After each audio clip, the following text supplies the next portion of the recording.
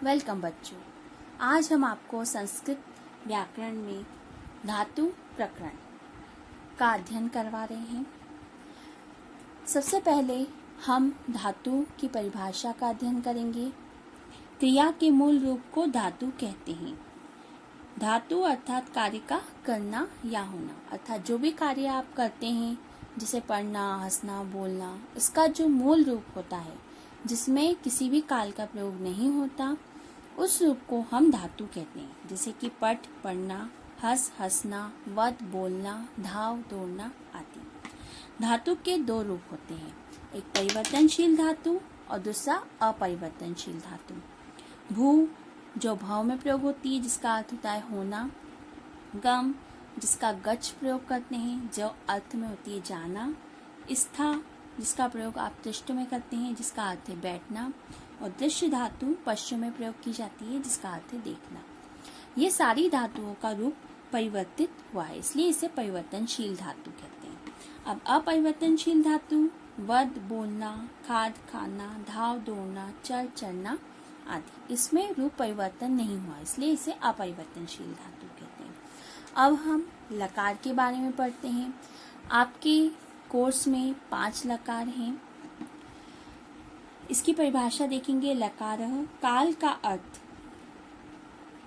में प्रयोग किया जाता है, जिसका मतलब जिस काल में जो क्रिया प्रयोग की जाती है उसे हम लकार कहते हैं, अर्थात वह कार्य किस काल में पूर्ण हुआ है उसे हम लकार कहते हैं। धातु को संस्कृत में 5 लकारों में प्रयोग किया गया है, जिससे लट लकार, लट अर्थात वर्तमान और लकार मीन्स काल। तो पहला लकार क्या हो गया? लट लकार। दूसरा लिट लकार जिसे हम भविष्य काल कहते हैं।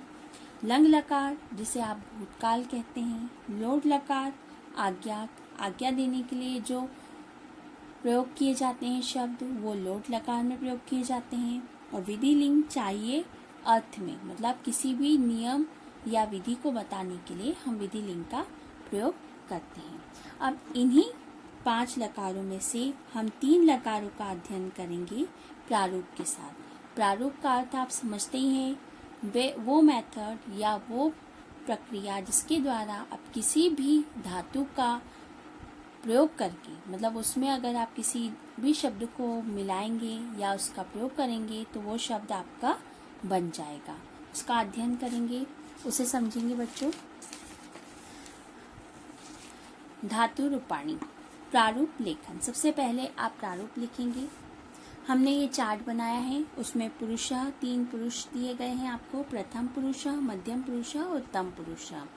प्रथम पुरुष जब व्यक्ति तीसरे के बारे में बात करता है, जैसे सह, तो और ते, वह, वे दोनों और वे सब। मध्यम पुरुष में 2 व्यक्ति आपस में बात करते हैं या आपस में जब बातचीत की जाती है, इसमें आता है त्वम, युवाम और यूयम। त्वम अर्थात तुम, युवाम मतलब तुम दोनों और यूयम मतलब तुम सब।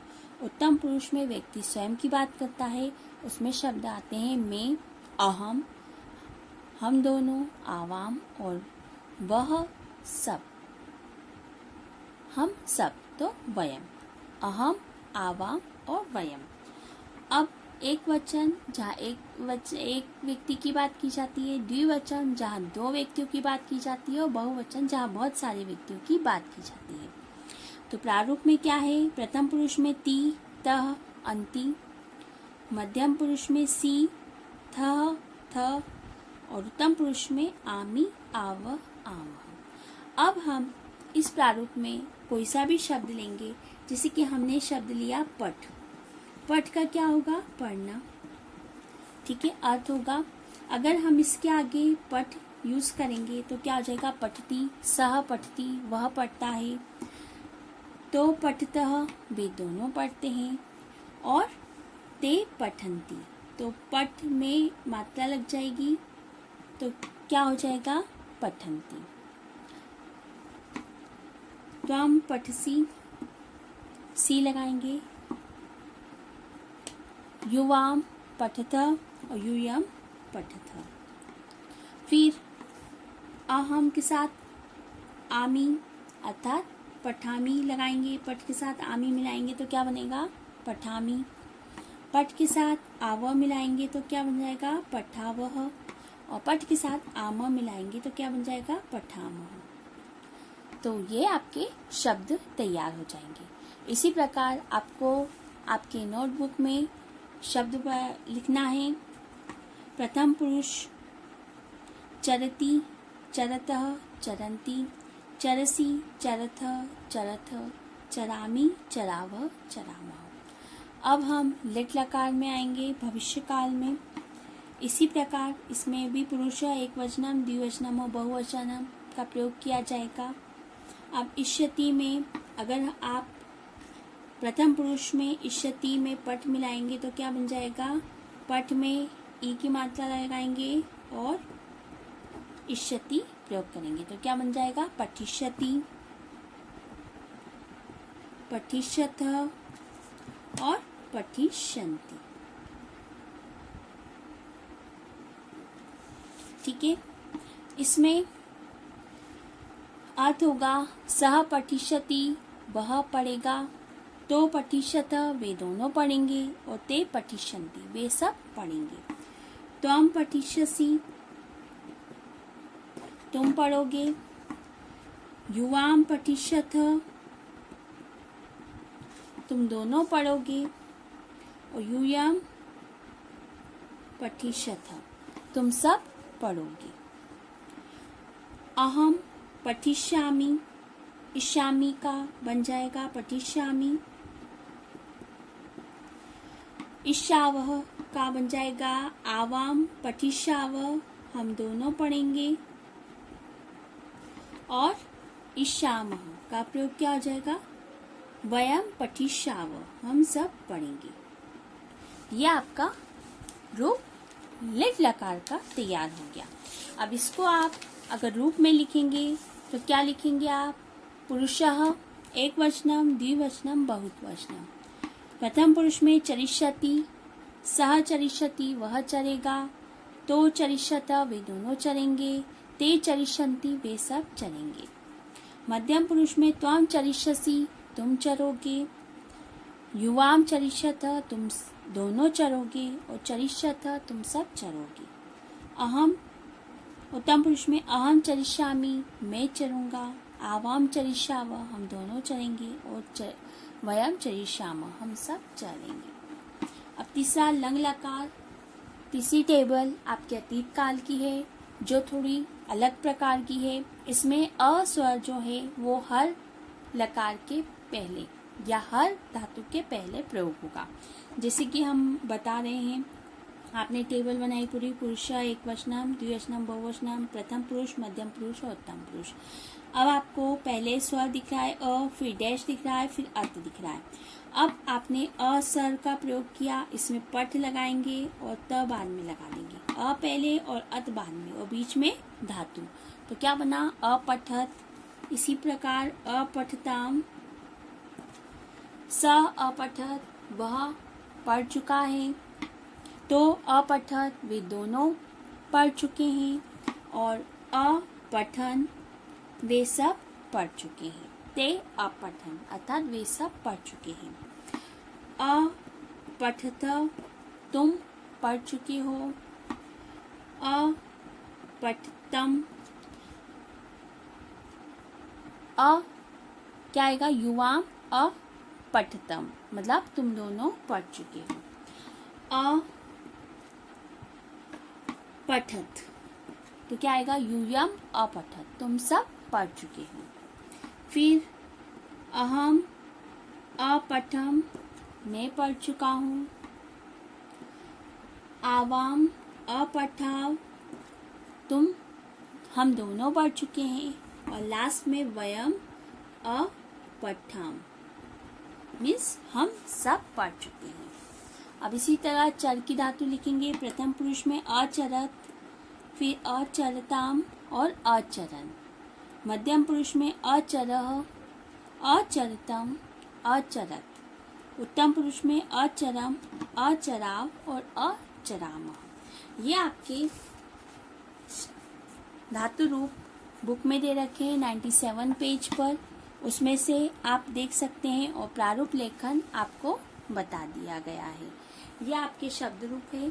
अब हम आपको धातु रूप आपके पूर्ण हो चुके हैं। अब हम आपको शब्द रूप का अध्ययन प्रारंभ करेंगे। शब्द रूप में आपकी 2 टेबल है। सर्वनाम की एतत् पुल्लिंग, पुल्लिंग आप समझते ही हैं, पुरुषवाचक शब्द, और एतत् अर्थात यह के अर्थ में पुल्लिंग शब्द का अध्ययन करना है। और दूसरी सर्वनाम टेबल है आपके तत्, तत् अर्थात वह क्या, वह किस अर्थ में आपको प्रयोग करना है, स्त्रीलिंग के अर्थ में। इसके पहले हम आपको कारक की टेबल बताएंगे, क्योंकि सारी विभक्तियां कारक के आधार पर ही चलती है।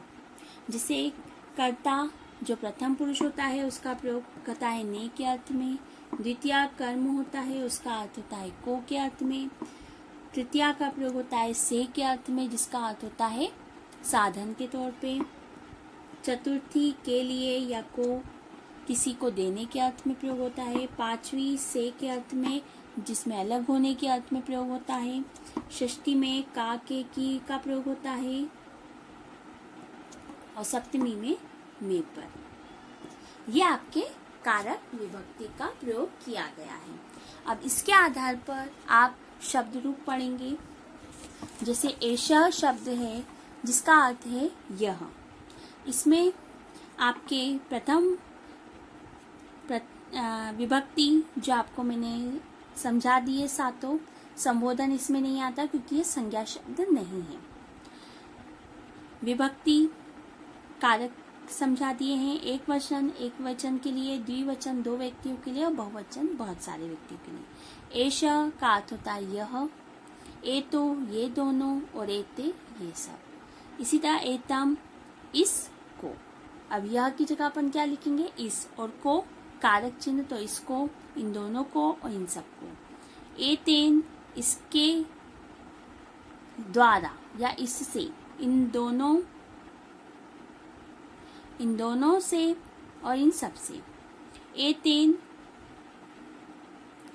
एतेन साधन के तौर पे, इसके द्वारा, इन दोनों के द्वारा और इन सब के द्वारा। एतस्मै इसके लिए, एताभ्याम इन दोनों के लिए, और एतभ्य इन सब के लिए। एतस्मात् इससे अलग होने के अर्थ में, एताभ्याम इन दोनों से, और एतभ्य इन सब से।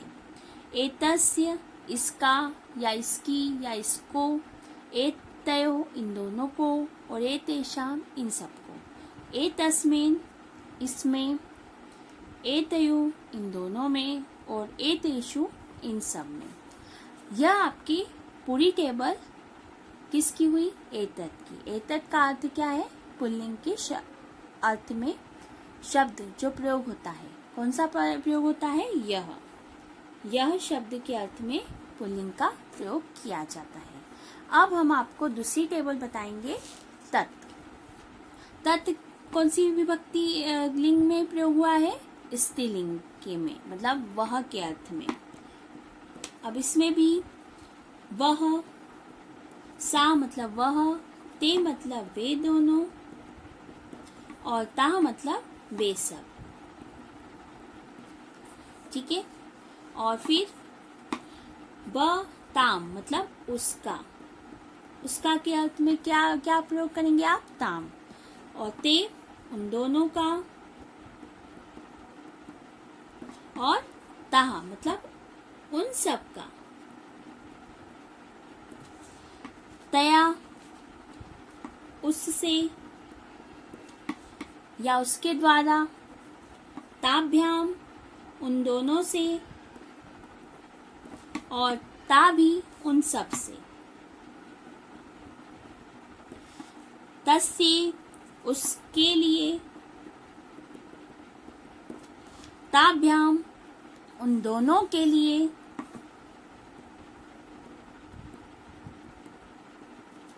और ताभ्य उन सब के लिए। तस्या उससे, और ताभ्याम उन दोनों से, और ताभ्य उन सब से। तस्या उसका या उसकी या उसके, तयो उन दोनों के, और तेषाम उन सब के। तस्याम उनमें, उन दोनों में, और उन सब में। इसी प्रकार आपकी ये टेबल तैयार हुई है। ये टेबल आपके 91 पेज पर एतत् पुल्लिंग शब्द को बता रही है। सबसे पहली वाली टेबल आपकी है, और दूसरी टेबल 98 पेज पर है आपके लास्ट वाली टेबल। इसका आप अध्ययन करेंगे और इसे आप याद करेंगे। धन्यवाद बच्चों।